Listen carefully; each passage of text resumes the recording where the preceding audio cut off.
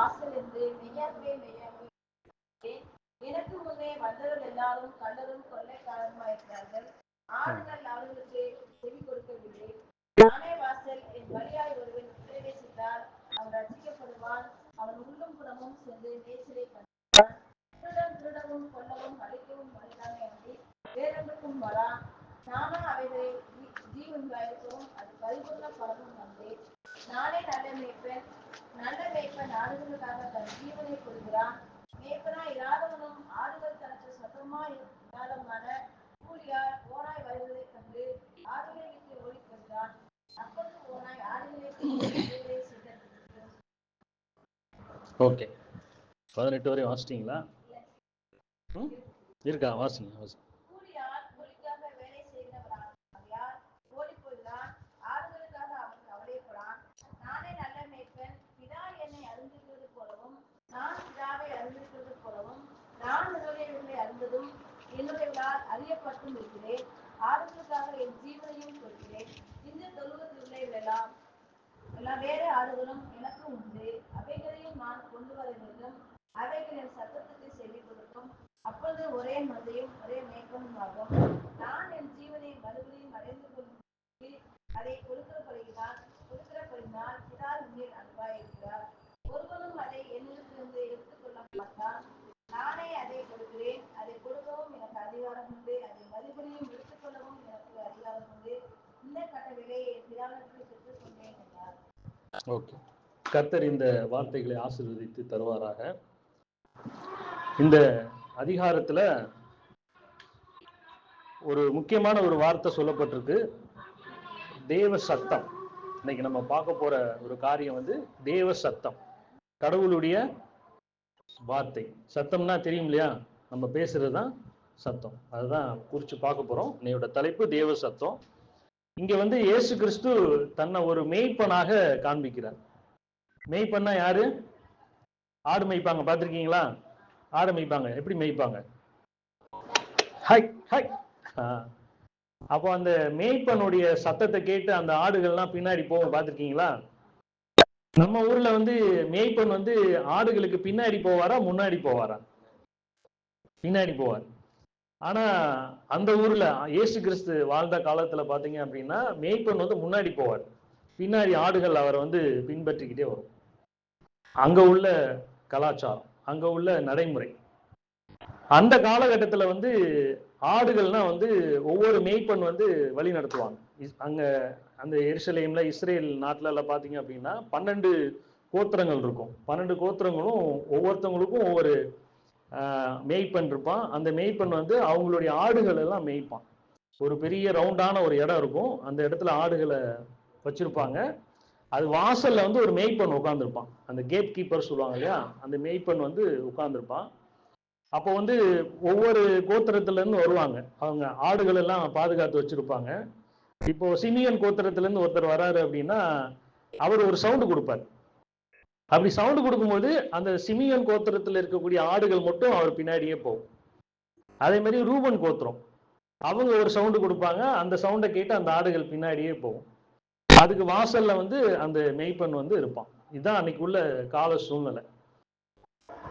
அப்படி மேய்ப்பனுடைய இந்த சத்தத்தை கேட்டு அந்த ஆடுகள் பின்பற்றி போகுது. இன்னைக்கு உள்ள சூழ்நிலையில நம்மளை பார்ப்போம், நம்மளும் அவருடைய ஆடுகள் தான். இந்த சில இயேசுநாதர் படத்துல எல்லாம் பாத்தீங்கன்னா ஆட்டுக்குட்டியை தோல்ல போட்டிருப்பாரு, ஒன்று கையில வச்சிருப்பாரு. அது என்ன குறிக்குது அப்படின்னா நாம வந்து அவருடைய ஆடுகள். அவர் வந்து ஒரு நல்ல மேய்ப்பன். நானே நல்ல மேய்ப்பன் சொல்றாரு. அதுக்கப்புறம் நானே நல்ல வாசல்னு சொல்றாரு. இந்த பகுதியிலிருந்து நாம என்ன கத்துக்க போறோம் அப்படின்னா தேவ சத்தம், தேவனுடைய வார்த்தை. ஒரு ஆடை வந்து நம்ம சத்தம் போட்டு கூப்பிட்டா அது பின்னாடி வருது இல்லையா, அந்த மேய்ப்பனை நோக்கி வருது இல்லையா? அந்த மாதிரி மேய்ப்பனாகிய இயேசு கிறிஸ்து நம்ம கிட்ட வந்து எப்படி சத்தம் கொடுத்து அல்லது எப்படி நம்ம கூட பேசுறாரு அப்படிங்கிறத நம்ம பார்க்க போறோம். தேவ சத்தம் அப்படின்னா கர்த்தர் வந்து மனுஷர்களோட பேசுறது தான் தேவ சத்தம். அவர் நம்ம கூட பேசுறாரு இல்லையா, அந்த சத்தத்துல தான் பேச முடியும். அவர் நம்ம கூட பேசுறது ஒரு சத்தம். பழைய ஏற்பாடுல இருந்து புதிய ஏற்பாடு எழுதி முடிக்கிற வரையிலும் இந்த முழு வேதாமும், ஃபுல் பைபிள் சொல்றோம் இல்லையா. பழைய ஏற்பாடுன்னா எப்போ?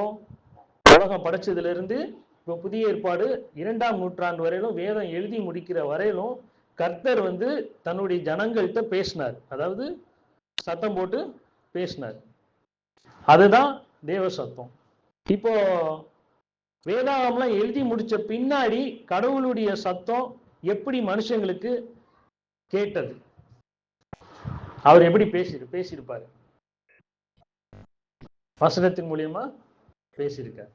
சரி, இப்போ நீங்க கர்த்தருடைய வார்த்தையெல்லாம் கேட்க முடியுதா? அத சத்தத்தை கேட்க முடியுதா?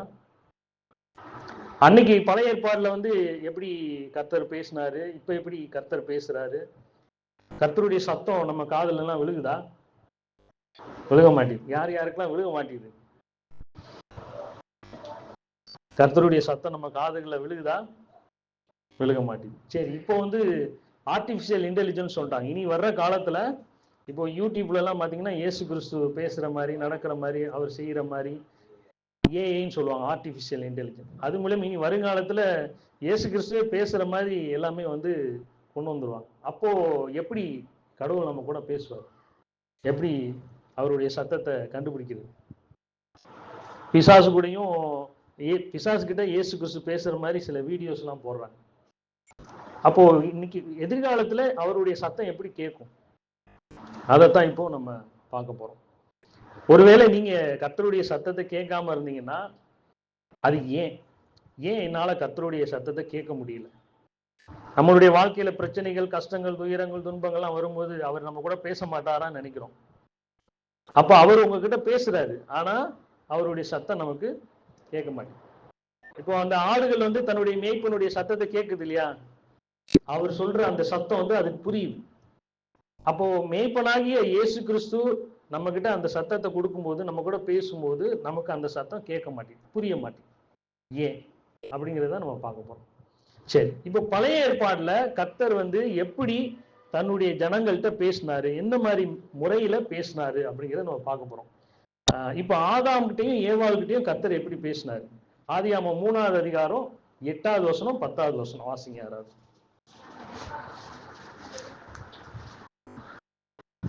பகலில் குளிர்ச்சியான வேளையிலே தோட்டத்தில் உலாவுகிற தேவனாகிய கர்த்தருடைய சத்தத்தை அவர்கள் கேட்டார்கள். அப்பொழுது ஆதாமும் அவன் மனைவியும் தேவனாகிய கர்த்தருடைய சந்நிதிக்கு விலகி தோட்டத்தின் விருட்சங்களுக்குள்ளே ஒளிந்து கொண்டார்கள். இப்போ அந்த ஏதேன் தோட்டத்துல கர்த்தருடைய சத்தம் அவங்களுக்கு கேக்குதா? கேட்டுட்டு என்ன பண்ணாங்க? போய் ஒளிஞ்சுக்கிட்டாங்க. அதே மாதிரி ஆகார் கிட்ட கர்த்தர் பேசினார், ஞாபகம் இருக்குதான்? ஆகார் யாரு? ஆபிரகாமுடைய மனைவி. ஆதியாகமம் 21வது அதிகாரம் 17வது வசனம். கர்த்தர் எப்படி பேசி இருப்பாரு அப்படிங்கறத நீங்க கற்பனை பண்ணி பாருங்க. ஆதியாகமம் 21வது அதிகாரம் 17வது வசனம். தேவன் பிள்ளையின் சத்தத்தை கேட்டார்.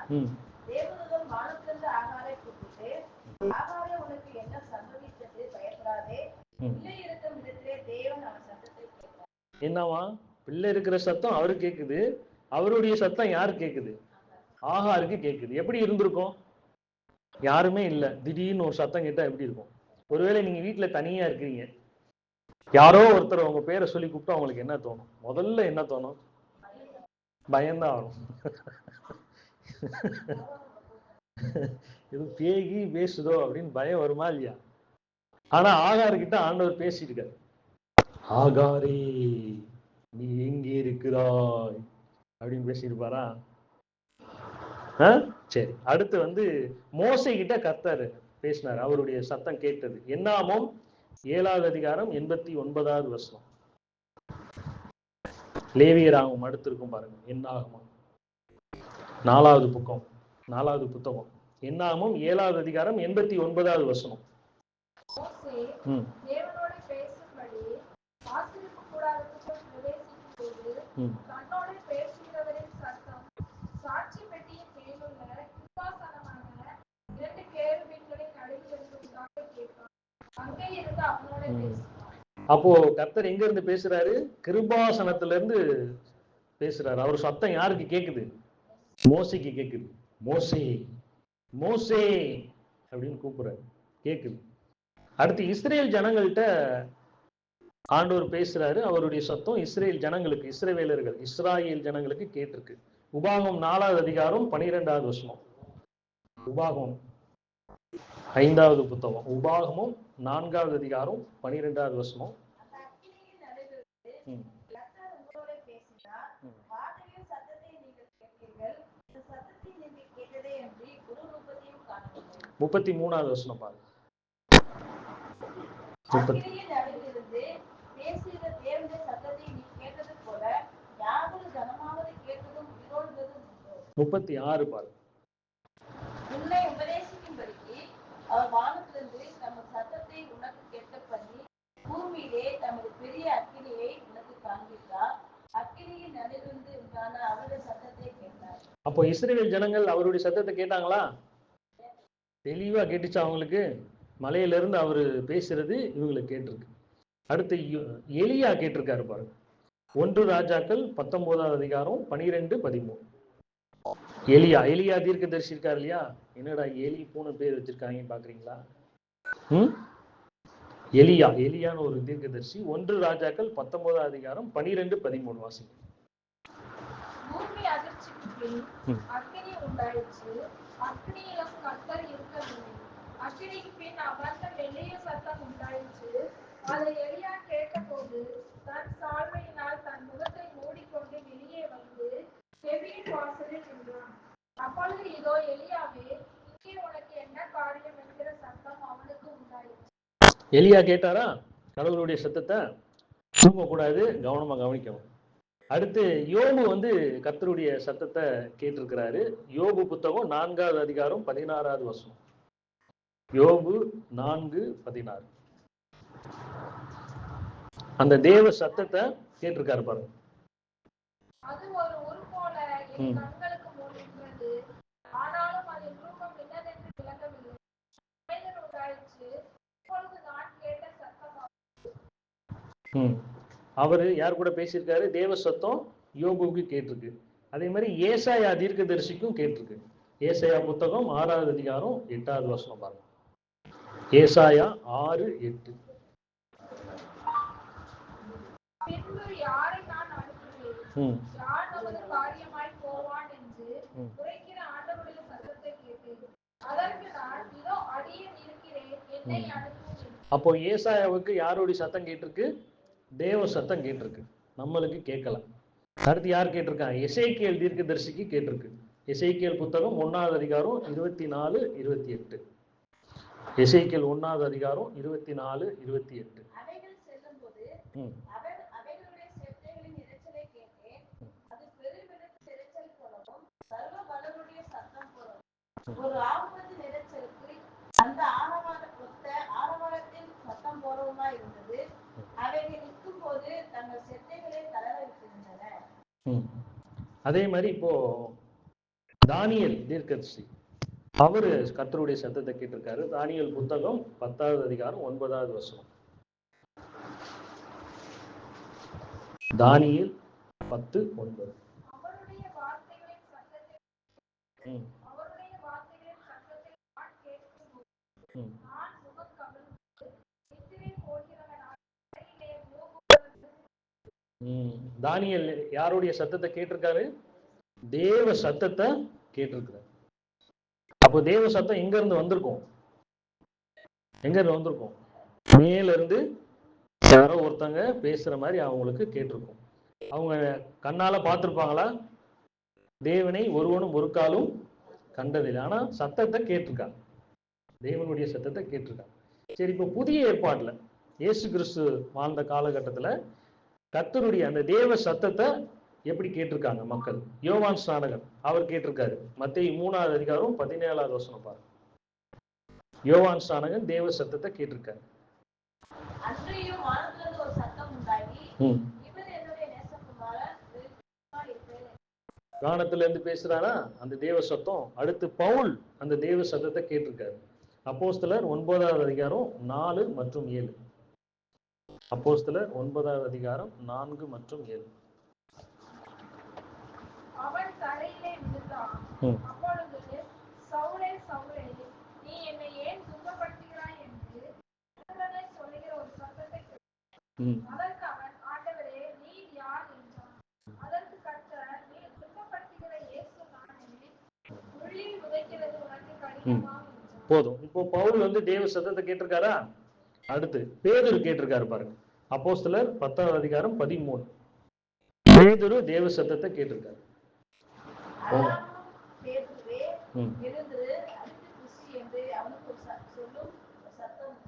அப்ப அந்த தேவ சத்தத்தை பேதுரு கேட்டிருக்காரா? அடுத்து புதிய ஏற்பாட்டு உள்ள மக்கள் தேவனுடைய சத்தத்தை கேட்டிருக்கிறாங்க. அதே அப்போஸ்தலர் 12ஆம் அதிகாரம் 22 சபை மக்கள் கேட்டிருக்காங்க அந்த காலத்துல.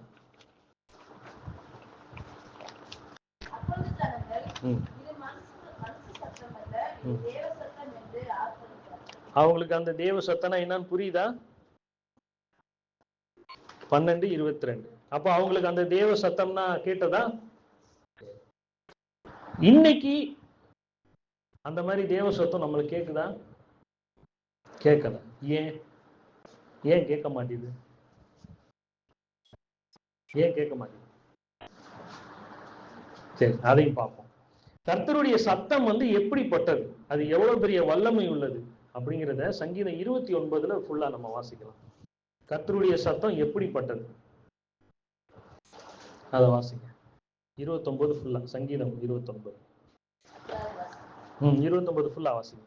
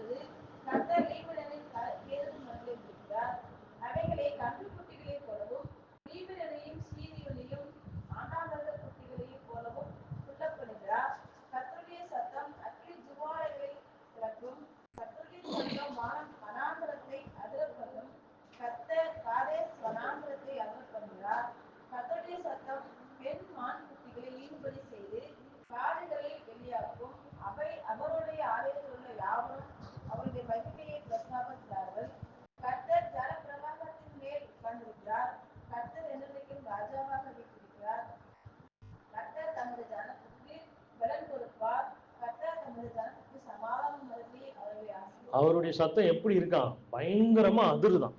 கேதுரு மரங்கள் எல்லாம் முறிக்கிறது எவ்வளவு பெரிய கஷ்டம், அதையே முறிக்குது. அவ்வளவு பெரிய சத்தம். ஸ்பீக்கர்ல அதிகமா சத்தம் வச்சு அந்த வைப்ரேட் ஆகி டம்மு டம்மு டம்மு டம்னு அதிரும் பார்த்தீங்களா, அந்த மாதிரி அவ்வளவு வல்லமையான சத்தம் அவருடைய சத்தம். அந்த தேவ சத்தம் இயற்கையின் மூலியமாக கடவுள் வந்து இயற்கை கூட தெரிஞ்சு வச்சிருக்கு கர்த்தருடைய அந்த தேவ சத்தத்தை. கர்த்தர் வந்து இயற்கையில வந்து எப்படி அவர் தன்னுடைய தேவ சத்தத்தை கேட்கும்படி செய்யறார் அப்படின்னா, சங்கீதம் 19ஆம் அதிகாரம் 1-6 வசனங்கள் பாருங்க. சங்கீதம் 19 1-6.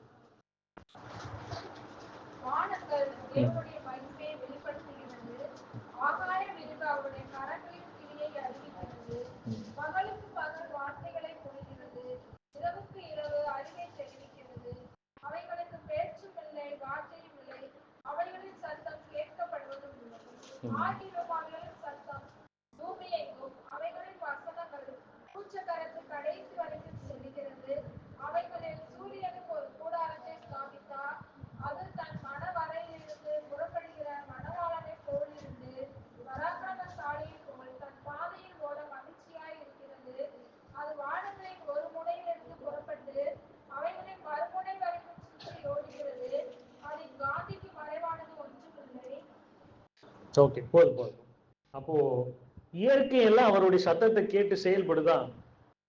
சூரியனை எப்படி உதிக்கணும்னு சொல்றாரு, மழை எப்படி பெய்யணும்னு சொல்றாரு, அதெல்லாம் அவருடைய சத்தத்தை கேட்டு என்ன செய்யுது? இயங்குதா? ஆனா நாம மட்டும் அவருடைய சத்தத்தை கேட்க முடியும். ஏன்? அதுதான் பார்க்க போறோம். கடவுள் அன்னைக்கு வந்து கர்த்தர் வந்து யார் மூலியமா பேசியிருப்பார்னு நினைக்கிறீங்க? ஒண்ணு அசரீரியமா நீ பேசியிருக்காரு, மோசே மோசே, சாமுவேலே சாமுவேலே அப்படின்னு சொல்லி கூப்பிடுறாரு. ஆதாமே ஆதாமேன்னு கூப்பிடுறாரு. அப்ப உருவம்லாம் கிடையாது, ஒரு அசரீரி மாதிரி வானத்துல இருந்து பேசியிருக்கிறாரு. அந்த தேவ சத்தம் கேட்டிருக்கு. சில இடங்கள்ல நேரடியா பேசியிருக்காரு. அவர் எப்படி பேசியிருக்க முடியும் பழைய ஏற்பாட்டுல? கர்த்தர் அன்னைக்கு யார் மூலம் பேசினார் அப்படின்னா யோவான் 5வது அதிகாரம் 37வது வசனம் பாருங்க. யோவான் 5வது அதிகாரம் 37வது வசனம். யார் மூலியமா அந்த தேவ சத்தம் கேட்கும்படியாக கடவுள் செய்திருப்பார்? யோவான் 5:37.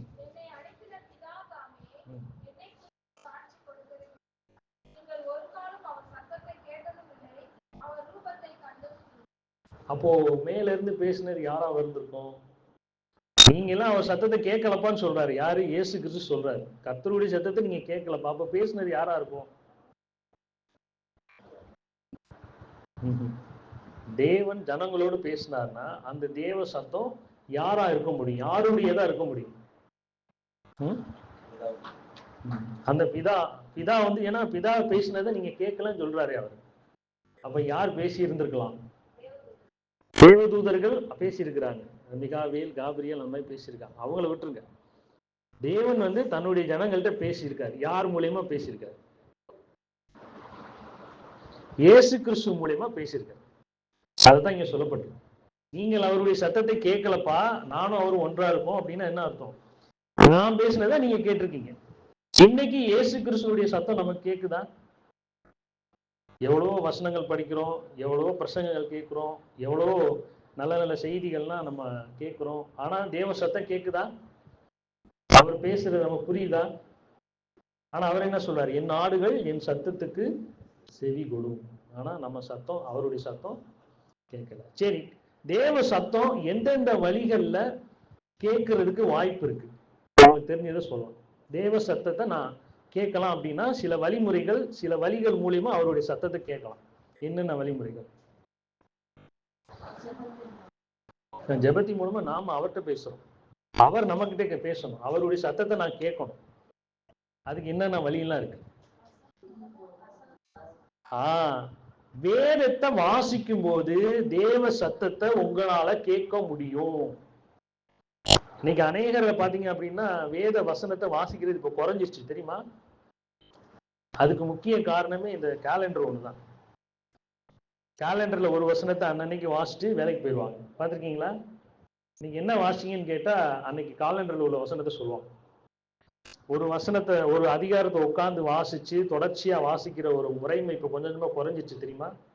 இன்னும் சில பேர் என்ன செய்வாங்கன்னா பைபிள் எடுத்து டபக்குன்னு ஒன்று திறப்பாங்க. அது எந்த வசனம் வருதோ அந்த அதிகாரத்தை மட்டும் அப்படியே வாசிக்கிறது, அப்புறம் ஓடிடுறது. அப்போ இந்த மாதிரி ஒரு முறையற்ற விதத்துல வேதத்தை படிச்சோம்னா தேவ சத்தம் நம்ம கேட்குமா? கேட்காது. அவருடைய வேதத்தை தியானிக்கும் போது அவருடைய சத்தத்தை கேட்க முடியும். தியானம்னா என்ன என்ன தெரியுமா? அசை போடுறது. மாடு சாப்பிட்டு முடிச்சோன்னா கொஞ்ச நேரம் உட்காந்து என்ன செய்யும்? அசை போடும். தேவ சத்தம்னா என்ன? தேவ மகிமைனா என்ன? தேவ கோபம்னா என்ன? யாரு இயேசு? இப்படிலாம் உட்காந்து அலசி ஆராயும் தெரியுமா? ஒரு ஒரு கொலை நடந்துருச்சுன்னா அந்த கொலை எப்படி நடந்துச்சு, ஏது நடந்துச்சுன்னு அப்படியே யோசிச்சுக்கிட்டே இருப்பாங்கல்ல. அந்த மாதிரி வேதத்தை தியானிக்கும் போது தேவ சத்தம் நம்மளுக்கு கேட்கும். அடுத்து நல்ல பிரசங்கங்களை கேட்கும் போது, பிரசங்கம், ஏன்னா பைத்தியமாக தோன்றுகிற பிரசங்கத்தினாலே நீங்கள் நீங்கள் நீங்கள் பைத்தியமாக தோன்றுகிற பிரசங்கத்தினாலே ரட்சிக்கப்படுவீர்கள். அருமையான பிரசங்கம் எந்த திருச்சபையில கொடுக்கப்படுகிறதோ அங்கு உள்ள திருச்சபைகளுடைய ஆடுகள் எல்லாம் போஷாக்கா இருக்கும். அந்த ஆடுகள் வந்து அந்த தேவ சத்தத்தை கேட்டு என்ன செய்யும்? இப்போ ஆடுகள் தண்ணி குடிக்கிறதுக்கு ஒரு சவுண்ட் கொடுப்பாங்க. அது என்ன செய்யும்? மேய்ஞ்சிக்கிட்டு இருக்கிறது கட கட கடகன்னு ஓடி வந்து தண்ணி குடிக்கும். அப்புறம் ஒரு இடத்துல நல்ல விளைச்சல் இருக்கு, நல்லா விளைஞ்சிருக்கு அப்படின்னா சவுண்டை போட்டு கூப்பிடுவாரு. உடனே அது ஓடி வந்து அந்த இடத்துல வந்து அந்த புல்லெல்லாம் சாப்பிடும். அப்போ நல்ல பிரசங்கங்கள் எங்க பிரசங்கிக்கப்படுகிறது? இன்னைக்கு என்ன ஆயிடுச்சுன்னா ஒர்ஷிப் டைம் கூட போயிடுச்சு, பிரசங்க டைம் வந்து குறைஞ்சிச்சு. எந்தெந்த சபைகள்ல பிரசங்கிக்கிற நேரம் குறையிறோ அங்கெல்லாம் ஜனங்கள் வந்து சிந்திக்கவே மாட்டாங்க. அங்கெல்லாம் ஜனங்கள் என்ன செய்வாங்க? புறமதத்தினர் மாதிரியே வாழ்வாங்க, புறமதத்தினர் மாதிரி சர்ச்சுக்கு போவாங்க, புறமதத்தினர் மாதிரியே சடங்காச்சாரங்கள்லாம் செய்ய ஆரம்பிச்சிருவாங்க. ஏன்னா அங்க பிரசங்கங்கள் குறைஞ்சு போச்சு. சில சபைகள்லாம் வந்து 10 நிமிஷத்துக்கு மேல பேசினா இப்படி கையை காமிப்பாங்க. அப்படின்னா என்ன அர்த்தம்? டைம் ஆயிடுச்சு, வாயை மூடுறான்னு அர்த்தம். சில பெண்டிகாஸ்ட் சர்ச்சில் எல்லாம் போனோம்னா காலையில 9 மணிக்கு ஆரம்பிச்சாங்கன்னா மதியானம் 1 மணி வரை இருக்கும். அதுல கிட்டத்தட்ட 11 மணி வரையிலும் ஒர்ஷிப் தான் இருக்கும். கடைசியா ஒரு அரை மணி நேரம் 1 மணி நேரம் தான் பிரசங்கத்தை கொடுத்துருப்பான். எங்க கர்த்தருடைய தீர்க்க தரிசன வசனங்கள் இல்லாமல் போகிறதோ அங்க தேவ சத்தம் வந்து கேட்காது. அப்போ நல்ல பிரசங்கங்கள் எங்க பிரசங்கிக்கப்படுகிறதோ தேவ சத்தத்தை கேட்க முடியும். அடுத்து உலக சம்பவங்கள், வாழ்க்கை சம்பவங்கள் மூலமாக தேவ சத்தம் கேட்கும். இன்னைக்கு உலக சம்பவங்கள் என்ன நடக்குது? ரஷ்யா, உக்ரைன், காசா, இஸ்ரேல், ட்ரம்ப், இவங்க பிரச்சனைகள்லாம் ஓடுதுல. அப்ப இதெல்லாம் நடக்கும்போது சுனாமிலாம் வந்துச்சு. அப்போ அது மூலியமா தேவ சத்தம் மக்களுக்கு கேட்கும். ஏன் கடவுள் மனுஷர்களை அழிக்கிறார் அப்படின்னு ஒரு கேள்வி நம்மளுக்கு வரும். ஏன் இந்த மாதிரி யுத்தங்கள் வருது அப்படின்னு நமக்கு ஒரு கேள்வி வரும். ஏன் என்னுடைய வாழ்க்கையில இவ்வளவு பிரச்சனை? ஏன் என்னுடைய வாழ்க்கையில கடன்? ஏன் என்னுடைய கணவன் சரியில்லை? ஏன் என்னுடைய மனைவி சரியில்லை? இந்த உலக சம்பவங்கள், வாழ்க்கை சம்பவங்கள் எல்லாம் நீங்க பார்க்கும்போது தேவ சத்தம் கேட்கும். நீதான் காரணம். நாத்தான் மேல்ட்ட சொல்றாரு இல்லையா, நாத்தான் தீர்க்கதரிசி, அந்த ஆட்டை தின்னது யாரு? நீதான் அப்படின்றாரு தாவீதை பார்த்து. அந்த சின்ன ஆடை திருண்டது யாரு? நீதான். அந்த மாதிரி தேவ சத்தம் கேட்கும். அடுத்து இயற்கையின் மூலியமா, இயற்கை சீற்றங்கள் மூலியமா நடக்கும்போது தேவ சத்தம் ஜனங்களுக்கு கேட்கும். இன்னைக்கு மரத்தெல்லாம் வெட்டிட்டு வீடெல்லாம் கட்டிட்டோம், தண்ணி இல்லை. உலக அறிக்கையில என்ன சொல்லுதுன்னா, குடிக்கிற தண்ணியினுடைய அளவு குறைஞ்சுக்கிட்டே இருக்கான். நீங்க டெல்லியில எல்லாம் பாத்தீங்கன்னா ஆக்சிஜன், நம்ம சுவாசிக்கிற காத்து ரொம்ப மாசுபட்டிருக்கு, ரொம்ப புகையாயிடுச்சு. அங்கெல்லாம் வந்து இப்போ கேஸ் சிலிண்டர் விற்க ஆரம்பிச்சிட்டாங்க. நம்ம பிறந்த நாளுக்கு ஸ்ப்ரே வாங்குவோம்ல, டியோட்ரண்ட் ஸ்ப்ரே மாதிரி அங்க வந்து ஆக்சிஜன் சிலிண்டர் விற்கிது. இப்போ இதெல்லாம் நீங்க பார்க்கும்போது தேவ சத்தம் உங்களுக்கு கேட்கணும். இன்னைக்கு நீ வந்து இந்த இடத்துல மனரமியமா உட்கார்ந்துருக்கியே, அங்க உள்ள ஜனங்களை பாரு. இன்னைக்கு உக்ரைன்ல போய் பாருங்க, குண்டை போட்டிருக்கான். 2 நாளைக்கு முன்னாடி குண்டை போட்டான். ஹாஸ்பிட்டல்ல குண்டை போடுறான். எங்க நமக்கு நிவாரணம் கிடைக்குன்னு போறோமோ அங்க குண்டை போடுறான். போர் நடந்தா ஒரு இடத்துல மக்களை பாதுகாப்பா வைக்கிறதுக்கு, சாப்பாடு கொடுக்கறதுக்குன்னு ஒரு ஸ்கூலு, காலேஜ், இல்லைன்னா ஒரு தேவாலயத்துல உட்கார வச்சிருப்பாங்களா, அந்த இடத்துல குண்டை போடுறான். அடுத்த வேலை சாப்பாடு என்னன்னு தெரியாத சூழ்நிலையில சில ஜனங்கள் இருக்கிறாங்க. ஆனா நீ ரம்மியமா உட்காந்துட்டு, ஃபேனுக்குள்ள உட்காந்துக்கிட்டு, ஸ்வெட்டரை போட்டுட்டு, நீ இப்படி இருக்கிற ஏதுக்கு காரணம் என்ன அப்படிங்கிற தேவ சத்தம் கேட்கும். அடுத்து சில வேத ஆலோசனைகள். சில பேர் வந்து உங்களுக்கு ஒரு சுவிசேஷம் சொல்றாங்க, இல்ல வேதத்துல இருந்து ஆலோசனை சொல்றாங்க, அல்லது ஒரு கருத்தரங்கு நடக்குது, பைபிள் ஸ்டடி நடக்குது, இல்ல ஒரு வேதபாட கூட்டம் நடக்குது அப்படின்னா அந்த கூட்டத்துல தேவ சத்தம் அந்த ஜனங்களுக்கு கேட்கும். ஆமாம் பிரதர், நீங்க பேசின வார்த்தை என் இருதயத்தை தொட்டுச்சு அப்படின்னு சொல்லுவாங்க. கேட்டிருக்கீங்களா? கர்த்தரே என்கிட்ட பேசின மாதிரி இருந்துச்சு, கர்த்தர் தான் எனக்கு இதை சொன்னாரு அப்படின்னு சொல்றாங்களா? இதெல்லாம் இந்த மாதிரி இருக்கிற இடத்துலதான் தேவ சத்தம் கேட்கும். அப்ப தேவ சத்தம்னா என்ன? என்ன தேவ சத்தம்? என்ன தேவ சத்தம்? ஒருவேளை நம்ம கிட்டையும் தேவன் வந்து அப்படி பேசுவாரோ அப்படின்னு நமக்கு ஒரு சந்தேகம் வரும், தெரியுமா? ஆதாமின் தோட்டத்துல கூப்பிட்டார்ல, அதே மாதிரி நம்மளை பார்த்து சாந்தி என் மகளே சாந்தி, இன்று நான் உன் வீட்டிற்கு வந்திருக்கிறேன் அப்படின்னு பேசினா நல்லா இருக்குங்களா? பாரு, உன் வீட்டு அருப்பாங்கரையில அரிசி இல்லை, நான் உனக்கு அரிசி தர போகிறேன் அப்படின்னு சொன்னா சந்தோஷமா இருக்குல்ல? அடுத்த வருடம் பிப்ரவரி 30ஆம் தேதி உனக்கு ஒரு நல்ல வீட்டை தருவேன் அப்படின்னு சொன்னா எப்படி இருக்கும்? நல்லா இருக்கும். ஸ்டாலின் கொடுக்க போறாரு அடுத்த வருஷம் பிப்ரவரி 30ஆம் தேதி. ஆளுக்கு ஒரு வீடு கொடுக்க போறாரு. அப்ப அப்படி சொன்னா எப்படி இருக்கும்? இனிமையா இருக்குங்களா காது? சீக்கிரம் போ, 9 மணிக்கு ரேஷன் கடை திறக்கும் போது உனக்கு அரிசி கொடுக்க போறான் அப்படின்னு உங்களுக்கு மட்டும் அந்த வார்த்தை வருதுன்னா எப்படி இருக்கும்? அடாடாடா, டங்குன்னு ரேஷன் கார்டை வச்சுக்கிட்டு என்ன செஞ்சிருவோம்? கடைக்கு போக ஆரம்பிச்சிருவோம், தெரியுமா? இப்படி பேச நல்லா இருக்குங்களா? அப்ப என்னதான் அப்படி தேவ சத்தம் அப்படி என்ன இருக்குது அப்படின்னா, உபாகம் 28ஆவது அதிகாரம் 1வது வசனத்துல பாருங்க, தேவ சத்தம்னா என்ன, தேவ சத்தம்னா எப்படிப்பட்டது. 28 உபாகமும் பழைய ஏற்பாட்டுல 5வது புத்தகம் 28ஆவது அதிகாரம் 1வது வசனம்.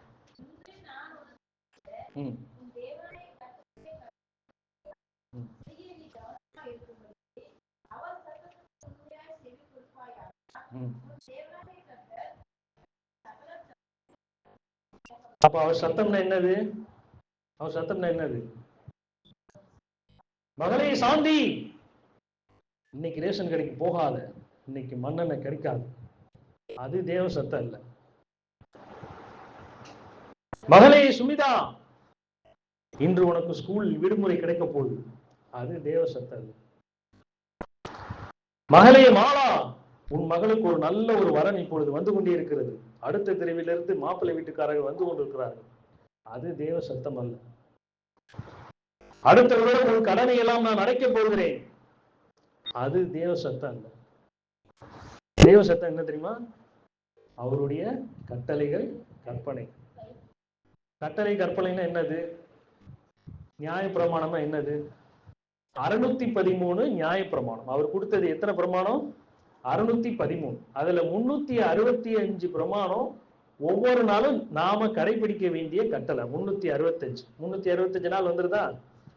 மிச்ச கட்டளைன்னா நாம என்ன செய்யக்கூடாது அப்படின்னு சொல்லப்பட்டோம். அந்த 613 பிரமாணங்களை கர்த்தர் வந்து என்ன செஞ்சாரு? 10 கட்டளைகளா சுருக்கி கொடுத்தாரு. அதையும் இயேசு கிறிஸ்துவின் காலத்துல 2 கட்டளையா சுருக்கிட்டாரு. அதையும் சுருக்கி ஒரே கட்டளையா கொடுத்துட்டாரு. என்ன கட்டளை எங்க இருக்கு தெரியுமா? மத்தேயு 7வது அதிகாரம் 12வது வசனம் பாருங்க. 613 பிரமாணங்களையும் கை கொள்றதுக்கு ஒரே ஒரு வசனம், மத்தேயு 7:12. இதை செஞ்சிட்டீங்கன்னா, இதை கடைபிடிச்சிட்டீங்கன்னா உங்களுக்கு 613 பிரமாணங்களையும் கடைபிடிச்சதுக்கு சமானம். வாசிங்க, மத்தேயு 7:12.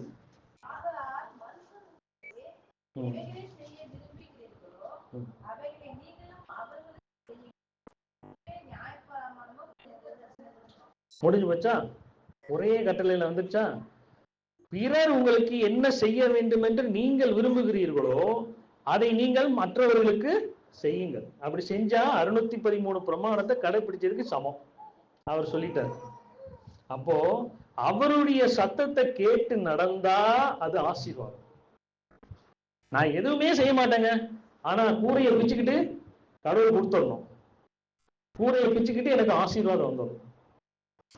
நான் ஒழுங்கா சாப்பிட மாட்டேன், காய்கறிகள் சாப்பிட மாட்டேன், உடற்பயிற்சி செய்ய மாட்டேன், வாக்கிங் போக மாட்டேன், ஆண்டவரே சுகர் மட்டும் கொடுத்துறாதீங்க. ஆசீர்வாதம் வேணும், ஆனா நான் எதுவும் செய்ய மாட்டேன். அப்புறம் எப்படி ஆசீர்வாதம் வரும்? அப்ப அவருடைய சத்தத்தை கேட்டு நடக்காட்டி என்ன ஆகும்னா சாபம் வரும். அவருடைய சத்தம் உங்களுக்கு கேட்கவில்லை, உணரவில்லை, உணர முடியவில்லை அப்படின்னா என்ன வரும்? சாபம் வரும். அதே உபாகமம் புத்தகத்துல 28வது அதிகாரம் 15வது வசனத்தை பாருங்க.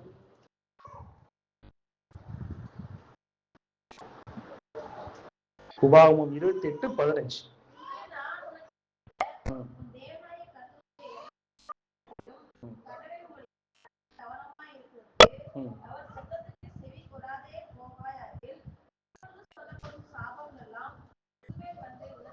என்னவா? தேவ சத்தத்தை, தேவ சத்தம்னா உங்களுக்கு புரிஞ்சிருச்சுல? அவருடைய கட்டளைகள், கற்பனைகள் தான் தேவ சத்தம். அதை தவிர வேற சத்தம் கிடையாது. அந்த கற்பனைகளையும் கட்டளைகளையும் கை கொள்ளாமல் போனோம்னா, அவருடைய சத்தத்துக்கு கீழ்ப்படியாம போனோம்னா என்ன வருமா? சாபம் வருமா? அந்த சாபம்னா என்ன தெரியுமா? கடன் பிரச்சனை, வியாதி, மருமக சொல் பேச்சு கேட்காது, மாமியார் மருமக பேச்சை கேட்காது, மாமியாரும் மாமனாரும் மருமகளும் கொடுமைப்படுத்துறது, பிள்ளைங்களை அடிக்கிறது, குடி, வெறி, தண்ணி, கள்ள தொடர்பு, அது இதுன்னு நிறைய வரும். இதுதான் சாபம். நம்ம குடும்பத்துல அப்படி இருந்துச்சுன்னா எங்க பிரச்சனைன்னு கண்டுபிடிக்கணும். பொண்ணுக்கு மருந்து மட்டும் போட்டா பத்தாது, அந்த பொண்ணு வராம இருக்கிறதுக்கு நாம சுத்தபத்தமா இருக்கணும்ல. இப்ப நீங்க டாய்லெட்டை ஒழுங்கா கழுவுனா தானே டாய்லெட் பிரச்சனை வராம இருக்கும். டாய்லெட் கழுவாம அப்படியே வச்சிருந்தீங்கன்னா வியாதியா வராம இருக்குமா வீட்டுக்குள்ள? நான் கூட்டவே இல்லை, 365 நாள் எங்க வீட்டுல கூட்டவே மாட்டாங்க அப்படின்னா வீடு சுத்தமாவா இருக்கும்? அப்போ தேவ சத்தத்தை கேட்காதனாலதான் தேவ சாபம் வருது, சும்மா வரல. ஆண்டவர் வந்து உங்களுக்கு சாபமா கொடுத்து நாசமா போகணும்னு நினைப்பாரா? அன்புள்ள தேவன் அப்படி செய்வாரா? உங்களுக்கு 1008 பிரச்சனைகளை கொடுத்து இதுலயே நீ அப்படி போ, தொலைஞ்சு போ அப்படின்னு விடுவாரா? அவருடைய சத்தத்தை கேட்காதனால இந்த சாபங்கள்லாம் ஃப்ரீயா கிடைக்கும். இப்ப அப்பா அம்மா சொல்றாங்களே, ஏய் தம்பி விளையாடாத, ஏய் இங்க கவனி, சரி தண்ணியில விளையாடாத, ஹோம்ஒர்க் செய் இப்படின்னு சொல்றாங்கல்ல. இந்த தேவ சத்தம் அந்த மரமண்டைக்கு புரியலன்னு வைங்க, என்ன ஆகும்? அது கலெக்டரா வருமா? அது பெரிய இன்ஜினியர் ஆகுமா, ஐஏஎஸ் ஆகுமா? ஏன்னா அந்த பெற்றோர்கள் சத்தத்தை கேட்காதவனுக்கே இவ்வளவு பெரிய தண்டனைனா, இதே கேட்ட பிள்ளைய வச்சு பாருங்க. பெற்றோர்களுடைய சத்தத்தை கேட்ட பிரச்சனை எப்படி இருக்கும்? அந்த பிள்ளை ஒரு கலெக்டரா வரும், ஐஏஎஸ் ஆகும், ஐபிஎஸ் ஆகும், போலீஸா வரும். ஏன் ஏன் அப்படி வருது? பெற்றோர்களுடைய சத்தத்தை கேட்டு கீழ்ப்படியும். அப்போ தேவ சத்தத்தை கேட்டோம்னா நிச்சயமா கீழ்ப்படியும். தேவ சத்தத்தை ஒவ்வொரு நாளும் கேட்டு கேட்டு வாழ்றது சிறந்ததா, அல்லது ஏற்கனவே கேட்ட தேவ சத்தத்தின்படி வாழ்றது சிறந்ததா?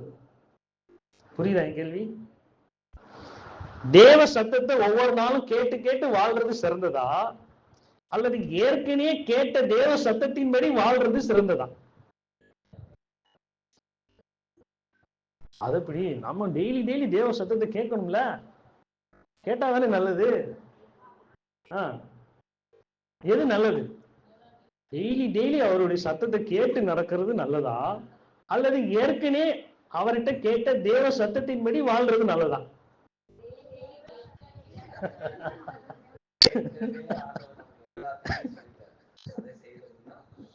அவர் சொல்லிட்டாரு, நிறைய சொல்லிட்டாரு. தம்பி ஹோம்ஒர்க் செஞ்சுட்டு வரணும் மண்டே. என்னைக்கு சொன்னாங்க? வெள்ளிக்கிழமை சொன்னாங்களா? சொன்னாங்க. ஆனா தொம்பி என்ன பண்ணிட்டாரு? சனி ஞாயிறு விளையாண்டுட்டார். அப்புறம் தொம்பி மண்டே அன்னைக்கு ஸ்கூலுக்கு போனா என்ன ஆகும்? டீச்சர் பக்கத்துல உட்கார வச்சு, இவர் தான் நம்பர் 1 ஸ்கூல் பெஸ்ட் ஸ்டூடெண்ட், நான் சொன்ன ஹோம்ஒர்க்க செஞ்சுட்டு வரல அப்படின்னு சொல்லுவாரா? அனுதினமும் சொல்றாங்களா இல்லையா ஹோம்ஒர்க் செய்யுன்னு? அப்ப தேவ சத்தம் என்ன செய்யுது? அனுதினமும் சொல்லிக்கிட்டே தான் இருக்கிறாரு. அப்ப நேத்து கேட்ட தேவ சத்தம், போன வாரம் பிரசங்கத்துல கேட்ட தேவ சத்தம், 3 வாரத்துக்கு முன்னாடி கேட்ட தேவ சத்தம் எங்க போச்சு? அதெல்லாம் நடைமுறைக்கு ஒத்து வருவாங்க. போன வாரம் தேவ சத்தம் என்ன கேட்டுச்சு? மாமியார நேசின்னு சொல்றாரு. அதெல்லாம் முடியுமாங்க? வேலையை பாருங்க. அதுக்கு முந்தின வாரம் என்ன கேட்டுச்சு? மருமகிட்ட மன்னிப்பு கேளுன்னு கேக்குது மாமியார்கிட்ட. அது எப்படி என் மருமக அவ்வளவு மோசமா இருக்கிறா, நான் எப்படி மன்னிப்பு கேட்கறது? தேவ சத்தம் கேட்டிருக்கு 3 வாரத்துக்கு முன்னாடி. கேட்க மாட்டேன். அதுக்கப்புறம் என்னது? கவர்மெண்ட்ல இருந்து 2000 ரூபாய் கொடுக்குறாங்க, மகளே வாங்காத அப்படின்னு ஒரு தேவ சத்தம் கேட்குது. யார் யாரெல்லாம் கீழ்ப்படிவா? கவர்மெண்ட் 2000 ரூபாய் கொடுக்குது. இப்ப அடுத்து ஓட்டுக்கு வரப்போகுது, ஓட்டுக்கு 3000 வரப்போகுது. தேவ சத்தம் கேட்க போகுது. நான் இப்பவே சொல்றேன், தீர்க்க தரிசனமா சொல்றேன், மகளே ஓட்டுக்கு பணம் வாங்காத அப்படின்னு ஒரு தேவ சத்தம் கேட்குது. யார் யாரெல்லாம் கீழ்ப்படுவீங்க? கை தூக்குங்க. உனக்கு ஓட்டு போட வயசே இல்லை. அவன் நம்ம கிட்ட இருந்து கொள்ளையடிக்கிறான் பிரதர். அந்த கொள்ளையடிச்சதை நம்ம வாங்குறோம்.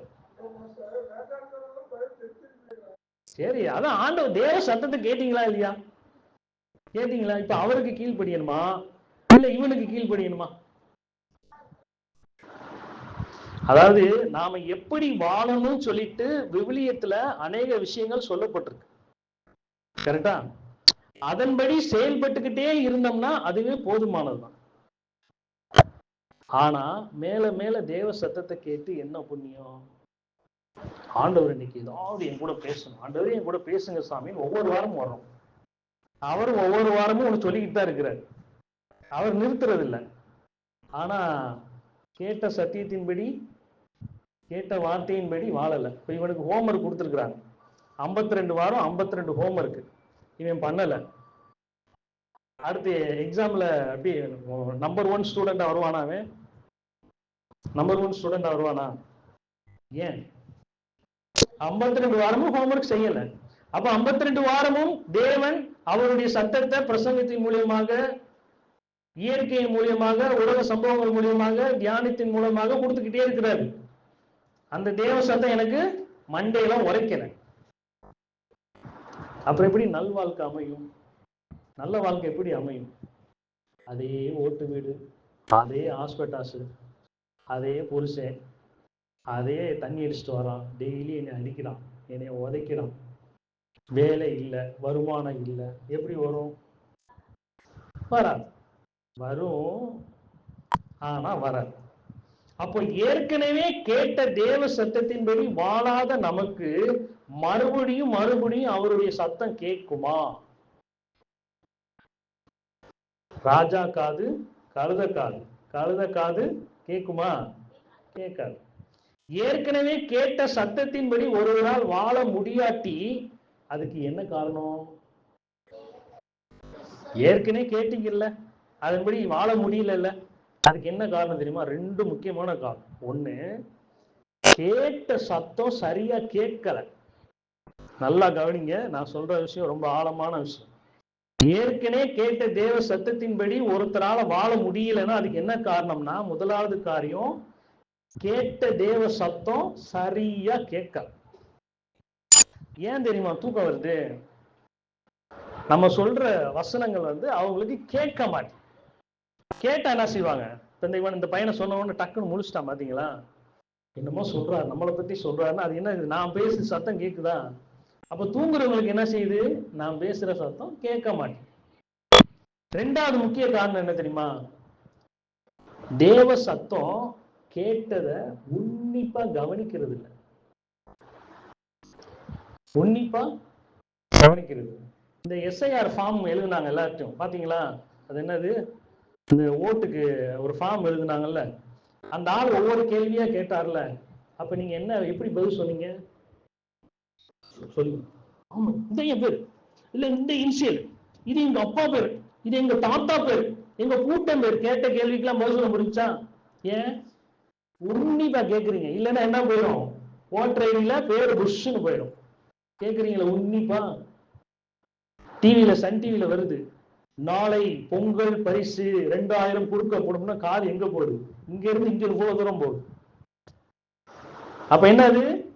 கேட்டத உன்னிப்பா கவனிக்கிறது இல்ல, கவனிக்கல. முதலாவது காரியத்தை பார்த்துரும். ஏன் தேவ சத்தம் சரியா கேட்கல? அதுக்கு காரணம் என்னன்னா, மத்தேயு 13 அதிகாரத்துல 4 நிலங்களை சொல்றாரு தெரியுமா?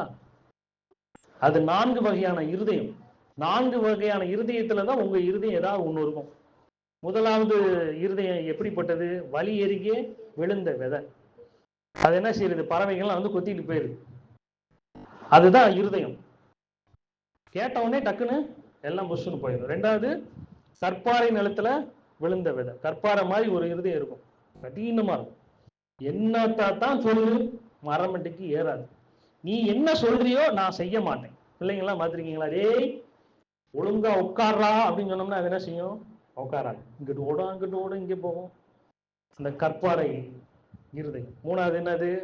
முள்ளுள்ள இடம். உலக கவலை, ஐஸ்வர்யம், அந்த பிரச்சனை, இந்த பிரச்சனை, பண பிரச்சனை, மன பிரச்சனை எல்லாம் உள்ள வந்துடும். நாலாவது நல்ல நிலம். நல்ல நிலம் தான் நல்ல இருதயம், சொல்றத நல்லா கேட்டு நடக்கும். அப்போ தேவ சத்தத்தை கேட்பது சரியா, தேவ சத்தியத்தை கேட்பது சரியா? நீங்க தான் கவனிங்க, நல்லா கவனிங்க. தேவ சத்தத்தை கேட்பது சரியா, தேவ சத்தியத்தை கேட்பது சரியா? எது சரி? நீங்க தூங்காம இருந்தீங்கன்னா கரெக்டா பதில் சொல்லுங்க. தேவ சத்தத்தை கேட்பது சரியா, தேவ சத்தியத்தை கேட்பது சரியா?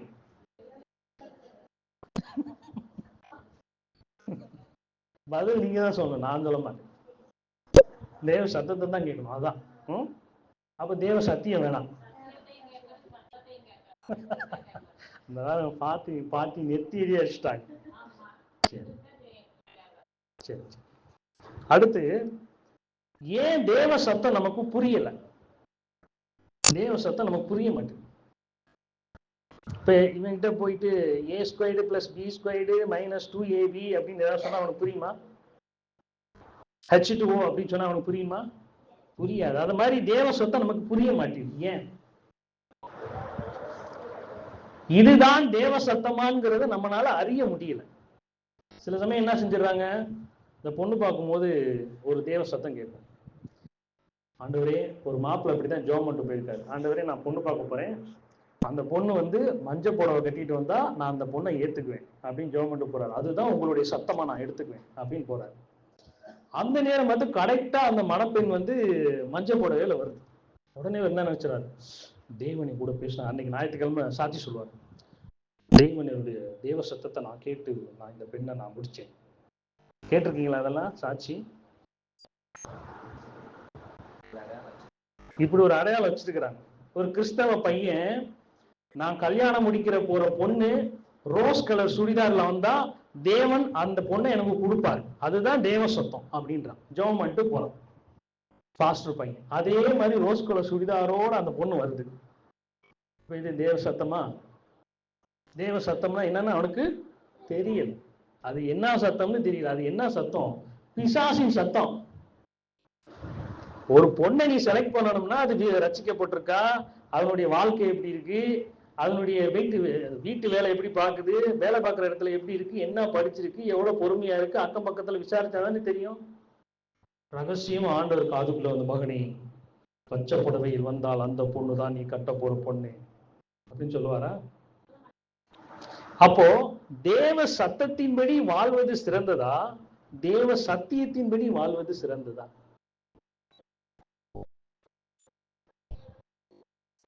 தேவ சத்தம் சில பேர்லாம் சொல்லுவாங்க, தீர்க்க தரிசனமா சொல்லுவாங்க, தேவ சத்தம் என்னை இப்படி எல்லாம் சொல்லுச்சு அப்படின்னு மேடையிலே சொல்லுவாங்க.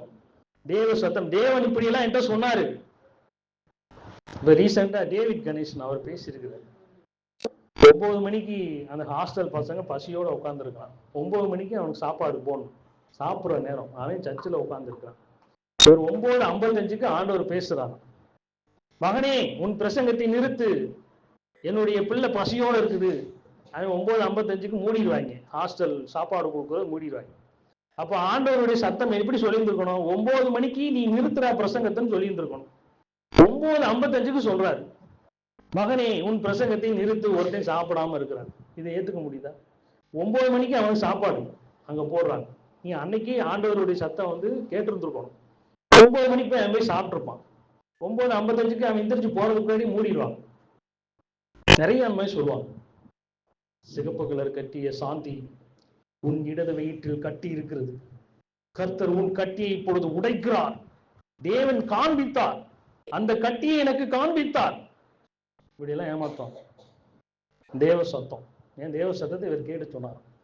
ஏன் அந்த பச்சை அந்த சிவப்பு கலர் புடவை பேரை சொல்ல வேண்டியதானே, ஊரை சொல்ல வேண்டியதானே, எங்க இருந்து வரையும் சொல்ல வேண்டியதானே? அந்த சிகப்பு கலர் புடவை கட்டிய அந்த அம்மாவுக்கு தலைவலி ஒரு வாரமாக பிச்சுக்கிட்டு இருக்கு, ஆண்டவர் இப்பொழுது தலைவலியை தொடுகிறார். அந்த சிவப்பு கலர் புடவை கட்டினது யாருப்பா அப்படின்னு சொல்ல வேண்டியதானே? அந்த சத்தம் கேட்க மாட்டேங்குது. அப்ப இந்த மாதிரி தேவ சத்தத்தின்படி வாழ்வது சிறந்ததா, தேவ சத்தியத்தின்படி வாழ்வது சிறந்ததா? சத்தியத்தின்படி சொன்னது நூல் பிசகாம பிடிச்சுக்கிட்டு வாழ்றதுதான் வாழ்க்கை.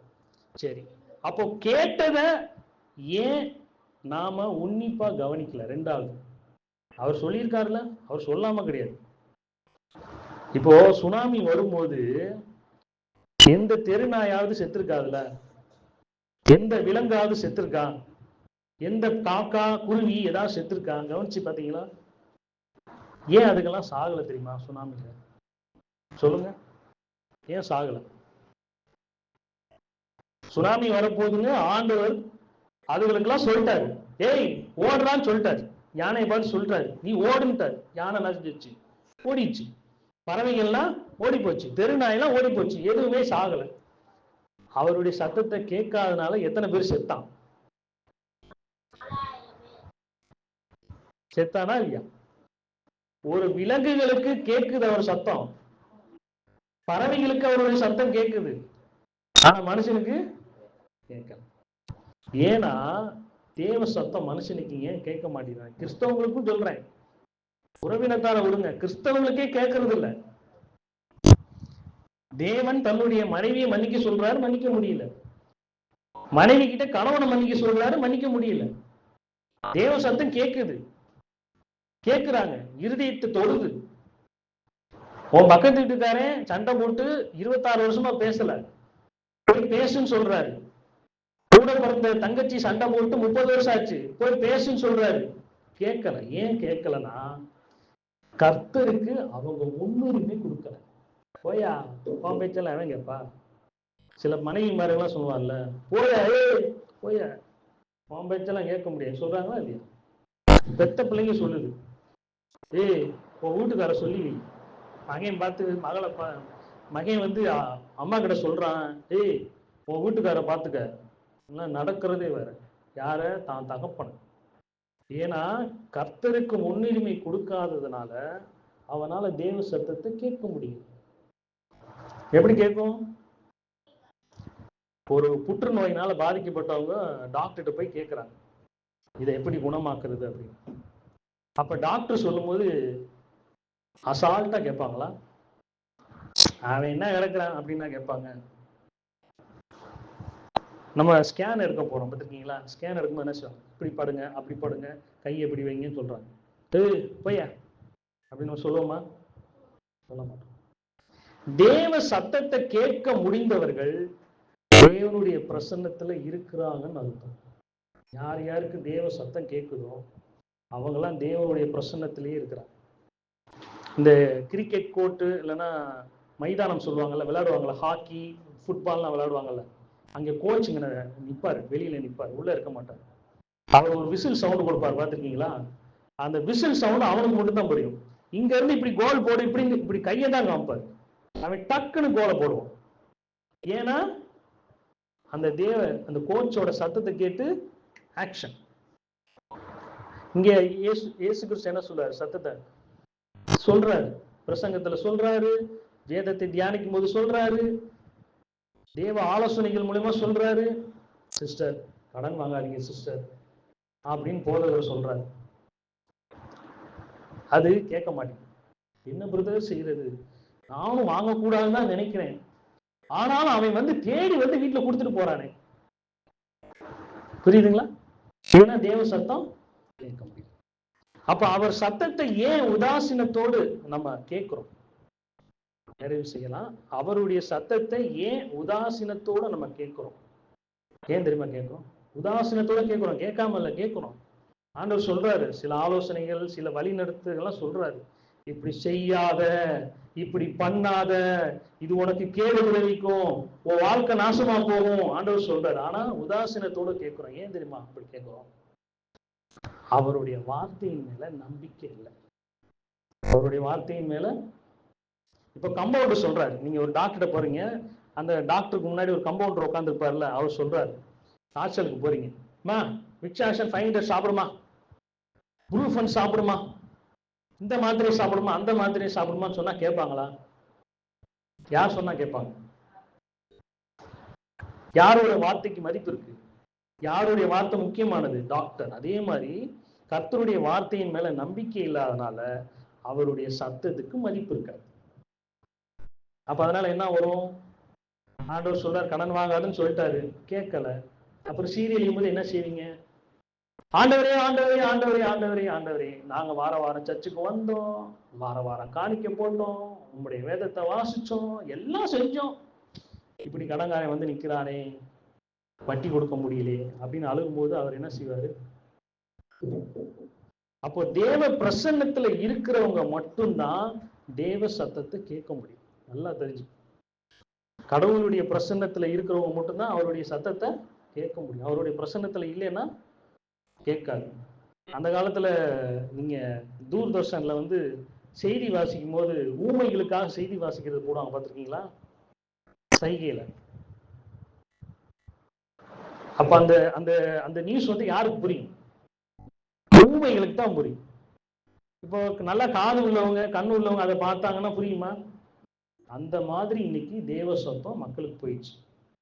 52 வாரம் பிரசங்கம் பண்றோம், வீட்டுக்கு போய் ஆலோசனை சொல்றோம், அப்பப்போ பிறந்த நாள், இறந்த நாள், சோத்திர கூட்டம், அந்த கூட்டம், இந்த கூட்டம்னு போய் கர்த்தருடைய வார்த்தை போய்கிட்டே இருக்குது. ஆனா அந்த தேவ சத்தத்தை கேட்க முடியல. தேவ சத்தத்தை கேட்டா ஆசீர்வாதம் உண்டு, தேவ சத்தத்தை கேட்கலைன்னா சாபம் உண்டு. அதை தேடி அவர் வேணும்னு கொடுக்கறது இல்லை.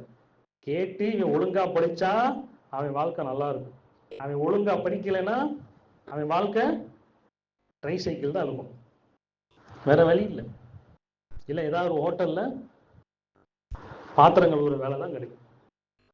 அப்படிதான் நம்மளுடைய வாழ்க்கையில தேவ சத்தம் செய்யும். உங்க வாழ்க்கையில இன்னைக்கு யோசிச்சு பாருங்க, இந்த வார்த்தையை கேட்கிற நீங்க கர்த்தருடைய சத்தம் எனக்கு கேக்குதா? வேதம் வாசிக்கும் போது கேக்குதா? பிரசங்கம் பண்ணும்போது கேக்குதா? அல்லது நம்ம உலக நிகழ்வுகளை பார்க்கும்போது தேவ சத்தம் எனக்கு கேக்குதான்னு யோசிச்சு பாருங்க. தேவ சத்தம் உங்களுக்கு கேட்டுச்சுன்னா நீங்கள் ஆசீர்வதிக்கப்பட்டவர். நீங்க சீர் பொருந்தி வாழ்வீங்க. சக மனுஷனை நேசிக்க ஆரம்பிப்பீங்க. உங்களுக்கு துரோகம் பண்ணவங்களை மன்னிக்க ஆரம்பிப்பீங்க. உங்களை கணத்துல அரைஞ்சவனை விட்டு கொடுத்து போவீங்க. உங்களை சாபம் விட்டவனை மன்னிப்பீங்க. அவன் கூட போய் பேசுவீங்க. இதெல்லாம் தேவ சத்தத்தை கேட்டா நடக்கும். தேவ சத்தத்தை நீங்க கேட்கலன்னா புருஷன் கூட பகை, பொண்டாட்டி கூட பகை, பிள்ளைங்க சொல் பேச்சு கேட்காது, கடன் பிரச்சனை, பண பிரச்சனை, மனப்பிரச்சனை, எல்லா பிரச்சனையும் தேடி வரும். இதுதான் இந்த பகுதியில் சொல்றாரு. என் ஆடுகள் என் சத்தத்திற்கு செவி கொடும். செவி கொடுத்தா அந்த ஆட்டுக்கு ஜீவன். சத்தம் கொடுத்தா தண்ணி வந்து குடிக்கும். சத்தம் கொடுத்தா வந்து புள்ள தின்னுட்டு போகும். சத்தத்தை கேட்காத ஆடு எப்படி இருக்கும்? கொடு கொடுனா இருக்கும். இதுதான் இந்த பகுதியிலிருந்து நீங்க புரிஞ்சு கொள்ள வேண்டிய விஷயம். தேவ சத்தத்தை கேட்கறதுக்கு முயற்சி பண்ணுங்க. மறுபடியும் வேதம் வாசிக்கும் போது உட்காருங்க. வேதத்தை தியானிக்க உட்காருங்க. பிரசங்கத்தை உன்னிப்பா கவனிங்க. தூங்காதீங்க. ஏன்னா எந்த நேரத்துல உயிர் போகும்னு சொல்ல முடியாது. நம்ம இந்த பூமியில உயிரோடு இருக்கும் வரைதான் மனம் திரும்ப முடியும். நாம் பிறப்பதற்கு முன்னாடியோ செத்த பின்னாடியோ மனம் திரும்ப முடியாது. சான்ஸ் போயிடும். அதனால மனம் திரும்புவதற்கு இது ஒரு வாய்ப்பு. கர்த்தர் உங்களை ஆசீர்வதிப்பாராக.